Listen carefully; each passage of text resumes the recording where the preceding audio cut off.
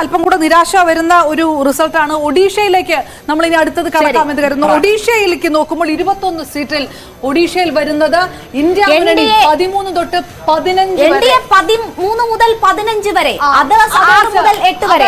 ബിജെഡിക്ക് വലിയ തിരിച്ചടി നേരിടേണ്ടി വന്നിരിക്കുന്നു എന്നതാണ് സംശയത്തോളം. കഴിഞ്ഞ തവണ കിട്ടിയ ആ ഒരു സീറ്റ് പോലും ഇത്തവണ കിട്ടില്ല. ആ സീറ്റ് പോയി. ഇന്ത്യ മുന്നണി പൂജ്യമായി മാറി. അതേസമയം ബിജെഡിക്കും നഷ്ടമാണ്. അതെ, 12 സീറ്റ് കഴിഞ്ഞ തവണ ഉണ്ടായിരുന്ന ബിജെഡിക്ക് 6 മുതൽ 8 സീറ്റ് വരെ എന്ന നിലയിൽ 15. സ്വാഭാവികമായിട്ടും ഇതിന് ഏറ്റവും വലിയ നവീൻ പട്നായിക്കുമായിട്ടുള്ള ഏറ്റുമുട്ടലിൽ നവീൻ പട്നായിക്കിനോട് ഏറ്റുമുട്ടിയത് കറക്റ്റ് മോദിയാണ്. മോദിയായിരുന്നു അവരുടെ പ്രചാരണം. നവീൻ പട്നായിക്കിന്റെ ശക്തി ക്ഷയിക്കുന്നു എന്നുള്ള സൂചനയാണ് ഒഡീഷയിലെ ഈ എക്സിറ്റ് പോൾ ഫലങ്ങൾ നൽകുന്നത്. എൻഡിഎയുടെ വലിയ കടന്നുകയറ്റം അവിടെ ഉണ്ടാകുന്നു. ബിജെപിക്ക് വല്ലാത്ത ഒരു ബൂസ്റ്റ് കിട്ടുന്നതാണ്. കാരണം മോദി ഇഫക്റ്റ് കൃത്യമായിട്ട് വർക്കൗട്ട് ചെയ്തു എന്ന് പറയുന്നുണ്ടായിരുന്നു. നേരത്തെയുള്ള സഖ്യകക്ഷിയായിരുന്നു ബിജെഡി. അവരുമായി ഒരുമിച്ച് പോകാനുള്ള സാധ്യതകൾ തേടിയിരുന്നു. ബിജെപിക്ക് അത്തരം സാഹചര്യം അല്ലെങ്കിൽ അത്തരം ഒരു സഖ്യത്തിന് ഉള്ള അനുകൂലമായ നിലപാടുണ്ടായിരുന്നു. പക്ഷേ സെപ്പറേറ്റ് ആയിട്ട് മത്സരിക്കാൻ തീരുമാനിച്ചു. ബിജെപിക്ക് കരുത്ത് കൂടുന്നു. 13 മുതൽ 15 സീറ്റ് വരെ 21 എൻഡിഎ നേടുന്നു എന്നതാണ്.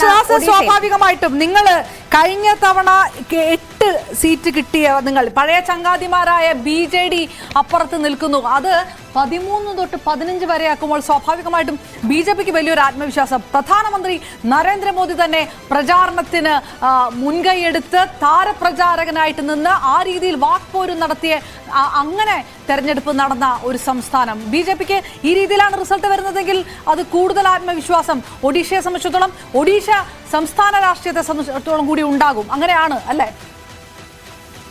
അപർണ, ഒഡീഷ ബിജെപിയെ സംബന്ധിച്ച് സംഘടനാപരമായും രാഷ്ട്രീയപരമായും ശക്തമായിട്ടുള്ള ഒരു അടിത്തറയുള്ള ഒരു സംസ്ഥാനമാണ് ഒഡീഷ.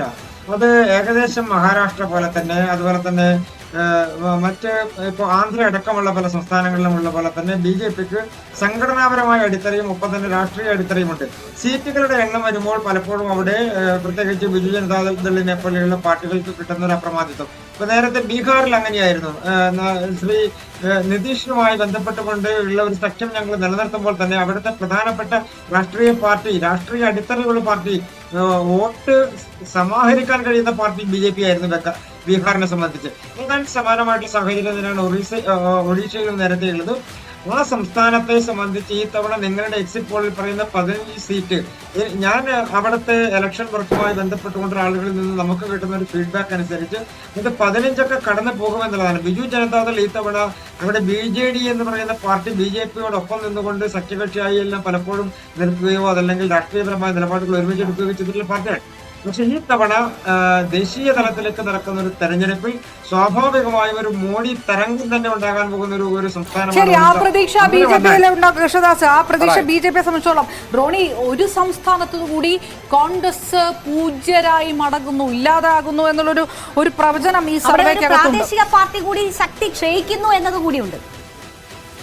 ഒറീസയിലെ ഞങ്ങൾ വലിയ അത്ഭുതങ്ങളൊന്നും ഞങ്ങൾ പ്രതീക്ഷിച്ചില്ല. എങ്കിലും ഞങ്ങൾ 1-2 സീറ്റ് വളരെ ഞങ്ങളുടെ നിലവിലുള്ള സീറ്റ്, ആ നിലവിലുള്ള സീറ്റ് ഒരിക്കലും ഞങ്ങൾക്ക് നഷ്ടപ്പെടാൻ പോകുന്നില്ല. കാരണം കഴിഞ്ഞ തവണ അത്ര വലിയ തരംഗം ഉണ്ടായപ്പോൾ പോലും ഞങ്ങൾ ജയിച്ച സീറ്റാണ് ഒരു സീറ്റ്. അഡീഷണൽ ആയിട്ട് ഒരു സീറ്റ് കൂടി ഞങ്ങൾ അവിടെ ഈ പറയുന്ന ഹേമന്ത് സോറിന്റെ സഹോദരി മത്സരിക്കുന്ന ജാർഖണ്ഡ് അതിർത്തിയോട് ചേർന്ന് നിൽക്കുന്ന ഞങ്ങൾ ജയമവുമായിട്ട് അലയൻസ് ഒരു സീറ്റുണ്ട്. 2 സീറ്റ് ഞങ്ങൾ പ്രതീക്ഷിക്കുന്നു. പക്ഷേ ഒറീസയിൽ ഞങ്ങളുടെ കാൽക്കുലേഷൻ തെരഞ്ഞെടുപ്പിന് ശേഷം ബിജെഡി ഇന്ത്യ മുന്നണിക്കൊപ്പം നിൽക്കുമല്ല, ഇന്ത്യ മുന്നണിയെ പുറത്തുനിന്ന് പിന്തുണയ്ക്കുന്ന സാഹചര്യം ഉണ്ടാവും. അതിനുള്ള കൃത്യമായിട്ടുള്ള നെറ്റ്വർക്കുകൾ, അതിനുള്ള കൃത്യമായിട്ടുള്ള ചാനലുകൾ ഞങ്ങൾ ഓപ്പറേറ്റ് ചെയ്തിട്ടുണ്ട്.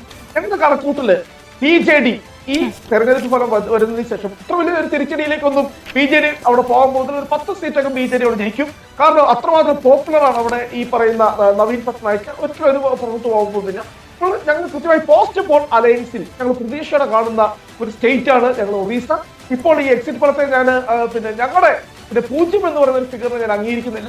ഒരു 2 അല്ലെ 3 സീറ്റ് ഞങ്ങൾ കിട്ടുമെന്ന് തന്നെയാണ്. എന്തായാലും കഴിഞ്ഞ തവണ സഖ്യത്തിൽ അല്ലാതിരുന്നപ്പോൾ പോലും എൻഡിഎക്ക് പുറമേ നിന്ന് പിന്തുണ പല ഘട്ടത്തിലും നൽകിയിട്ടുള്ള ബിജെഡിയുമായി ഒരു സഖ്യത്തിനുള്ള സാധ്യത പോസ്റ്റ് പോൾ അലയൻസ് ആലോചിക്കുന്നുണ്ട് എന്നതാണ് അദ്ദേഹം സൂചിപ്പിക്കുന്നത്. എന്തായാലും അവർക്ക് തന്നെയും ശക്തി ക്ഷയിക്കുന്നതാണ് ഈ എക്സിറ്റ് പോൾ ഫലങ്ങൾ നൽകുന്ന സൂചന. 6 മുതൽ 8 വരെ സീറ്റുകൾ മാത്രം. റോണി പറഞ്ഞതിൽ തന്നെ ഒരു ഭരണവിരുദ്ധ വികാരമില്ലാത്ത ഒരു നേതാവ് എന്ന തരത്തിൽ കണക്കാക്കപ്പെടുന്ന ഒരാൾ കൂടിയാണ് പേടി നവീൻ പട്നായിക്കുണ്ടായിരുന്നു. അതാണ് അതുകൊണ്ടാണ് BJP-യുമായി സഖ്യം ചേരാൻ